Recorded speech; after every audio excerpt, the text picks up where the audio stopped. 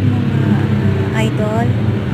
Share ko lang po ang aming kwento tungkol sa aming alagang aso na si Mama Michi at si Baby To na isang kuting.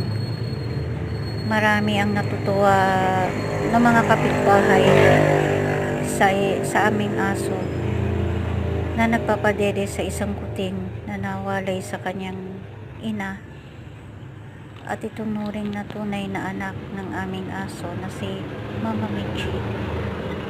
Pinapadede at inaaruga, nililinisan si Baby Tom na parang tunay niyang anak.